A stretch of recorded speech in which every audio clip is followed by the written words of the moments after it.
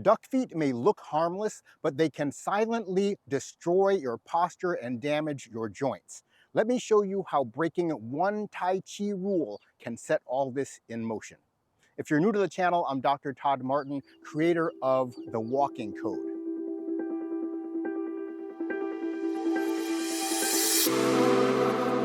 If you're not familiar with duck feet or out-toeing, it's when people walk with their feet turned out at an angle instead of their feet facing forward in the direction that they're walking. Walking with duck feet is not only a problem of foot position, it is a problem of the entire posture, because you will notice that people who walk with duck feet are always going to have their shoulders internally rotated and their palms facing backward. Whereas when we walk with proper posture and alignment of the spine, the palms should be facing the side of your thighs and your thumbs facing forward in the direction that you're walking, just like the feet are facing forward in the direction that you're walking. Having duck feet is an entire postural problem that interferes with our core's ability to operate properly and keep the spine aligned and minimize wear and tear on our joints. As a family medicine physician, one of the most common things that I have to treat is chronic pain. And many of the people that I treat who have chronic pain are suffering from conditions that are caused directly from the postural misalignment related to their duck feet. Because as I mentioned, not only does it misalign the foot position, it misaligns the shoulders, resulting in increased risk of rotator cuff tendonitis and arthritis. It misaligns our hips and our lower back, creating lower back pain. It increases the stress on the inside of our knees, creating arthritis and patellar problems, and it causes the arches of the feet to collapse, resulting in plantar fasciitis and other common foot pain issues. Learning and following this one simple Tai Chi rule can help you fix or prevent duck feet. That rule is to always avoid being double weighted. In this video, I'm going to explain what double weighting is and how it relates to poor posture and duck feet, and I'm going to show you a simple exercise that you can follow that will help you prevent double weighting and prevent duck feet. But before we get started, if you find value in this video, make sure to click the like button and subscribe to the channel if you're not already a subscriber. And if you're interested in more tips on proper posture and walking technique, hop over to my website and you can sign up for either the Tai Chi Code Course or the Walking Code Course or the bundle. Double weighting is a fundamental misunderstanding of how to use our abdominal core muscles. And I'm speaking specifically of our lower abdominal muscles or the lower abs. We frequently hear people talk about engaging the lower abs, but we rarely hear people explain what that really means. Engaging the lower abs isn't about just making them tight. The lower abs, in conjunction with our upper abs and our hips, help control movement anytime we're standing on 2 feet, whether we're just standing still or whether we are walking. The lower abs rotate the lumbar spine and the pelvis toward the side on which they're active. So my lower abs on the left rotate my lumbar spine and pelvis around to the left. You can think about your belly button as a stand-in for the lower abs. Turning your lower abs to the left rotates the pelvis around to the left. And you can see how turning the pelvis around to the left brings your right leg forward. When we're walking, we are constantly switching the lower abs toward the side that we are standing on. So if I'm walking with my left leg on the ground, I should be turning the lower abs to the left, rooting that leg and freeing up the right leg. Then when I place the right heel, I now turn the lower abs in the other direction to bring the pelvis around and root or weight the right leg. At the same time, what we're doing is turning the upper abs in the opposite direction from the lower abs. So if you can think of the upper abs controlling the arms and the lower abs controlling the pelvis and then the legs below them, the lower abs are turning in one direction, while the upper abs on the same side are turning in the opposite direction, leading to the left leg swinging forward with the right arm, and then the right leg swinging forward with the left arm. This is what we would call single weighting. I have my root on one side, and I have active rotation of the core, twisting and creating this spiral energy of motion that keeps the spine aligned and keeps our other joints aligned and with minimal impact. But some people, and this is very frequent, don't single weight. They don't rotate the abdominal core properly. What they do is have both sides active at the same time.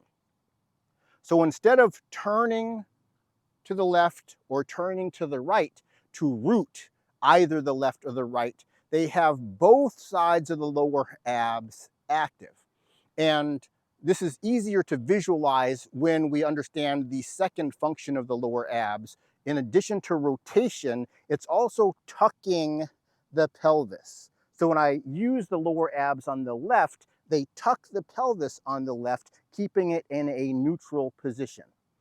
And then when I place my right foot, I begin rotating towards the right with the lower abs and tucking on the right and releasing the tuck on the left, freeing up that leg.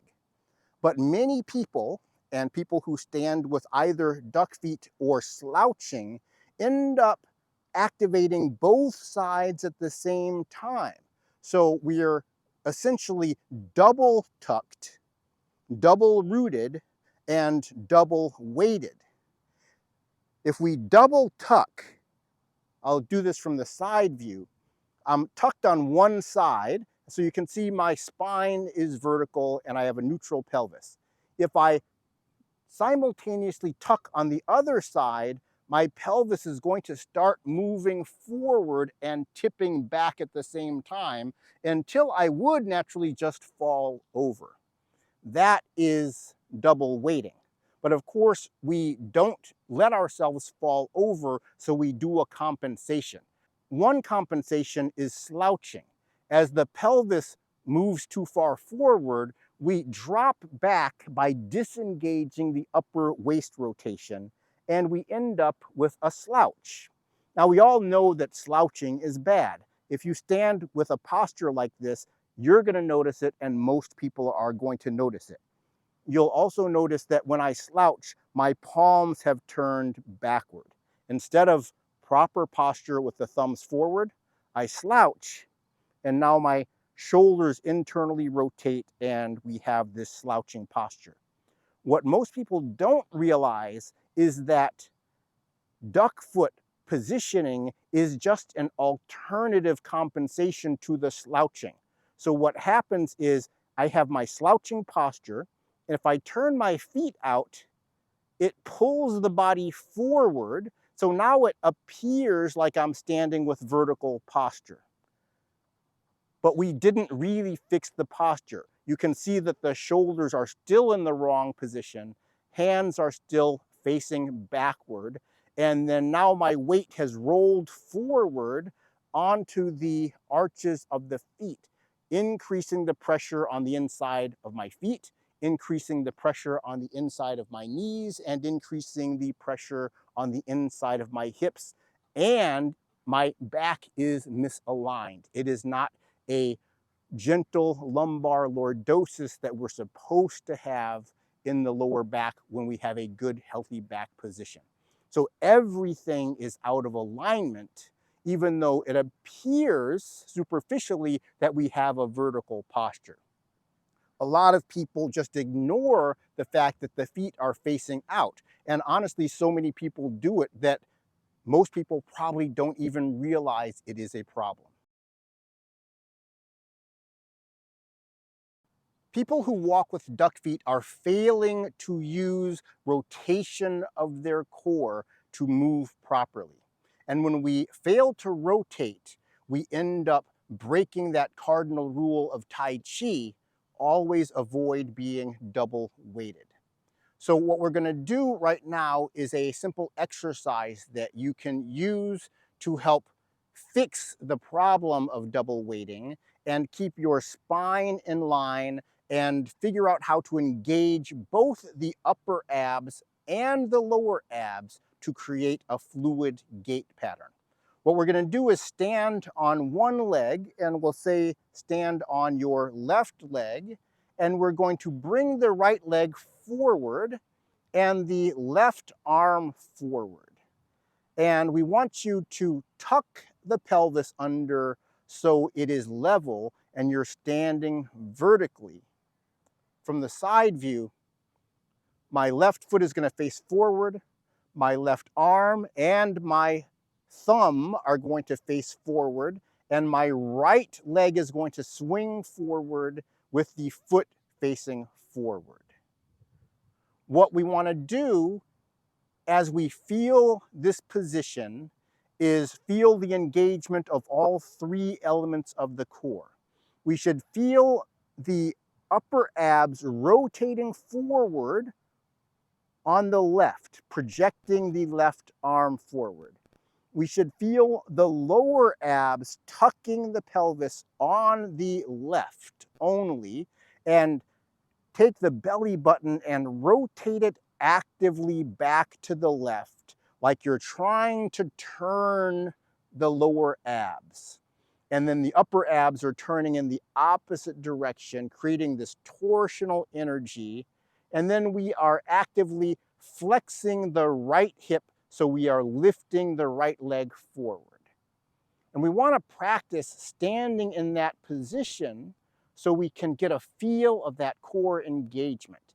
And then we're going to switch sides, stand tall, shift all of your weight to the right leg, free up the left leg and swing it forward, and bring your right arm forward, thumb facing forward, thumb, foot, spine, gaze, all facing in the same direction. Now we're going to practice a dynamic exercise, moving from that static position into a heel placement, rise to the next position, and bring the leg forward. So if we are starting with the left leg forward, right arm forward, you're comfortable in that position, then I want you to bring your heel down, the left heel, by beginning to turn forward with the upper waist on the left. That should bring your weight forward, bring your heel down, and you should start to see your left arm go forward. And then I want you to stand up on that leg. And once you get to a standing position on that one leg, swing your right leg forward, and the left arm should naturally move forward with it if you are engaging your core correctly.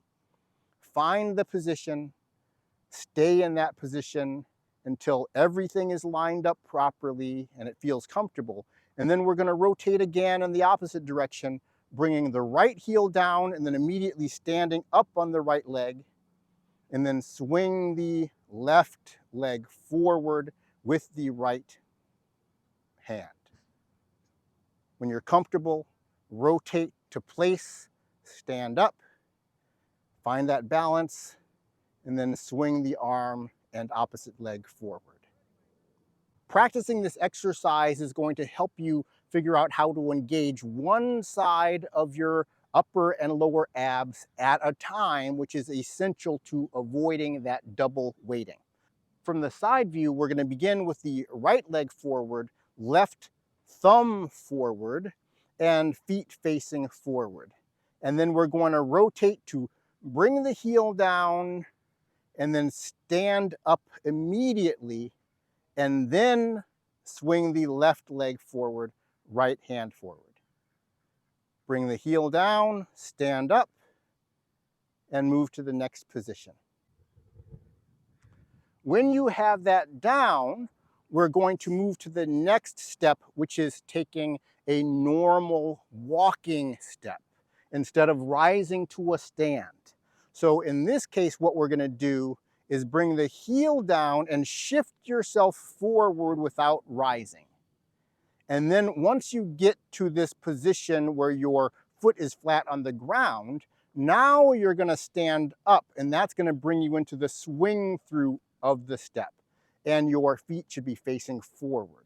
Then we're going to place the heel and shift the weight forward, then stand up into the swing through and continue vice versa, switching from right to left, right to left. So we stand up in this second exercise only after shifting the weight onto the full foot. Then the standing up process is going to create the swing through. This is something that is hard to understand unless you understand that walking is about rotation of the waist, that the swing through of the leg is not about swinging your leg forward. It is about the pelvis rotating around the axis of the spine, and then the upper waist turning in the opposite direction, creating a forward-facing position. The leg swing came from the pelvic rotation, not trying to swing the leg forward. When people are walking duck-footed, they are generally going to just be swinging the leg forward like that, not engaging the rotation of the spine to create the leg swing. So I hope this made sense to you, and I hope you can practice this. And if you have duck feet, start to gradually fix your duck feet. If you do not have duck feet, then by being more conscious of it, I think you'll be able to prevent developing duck feet in the future, because it is such a common problem and generally an unrecognized problem. And the problems of pain that people develop due to duck feet happen so gradually that people are almost always unaware of the original source of the condition. So I hope you enjoyed the video. If you did, click the like button and subscribe to the channel. Follow the link in the description section over to the website if you're interested in more in-depth instruction on either the Tai Chi Code course or the Walking Code course, or you can pick up the Tai Chi Code Walking Code bundle. Have a great day.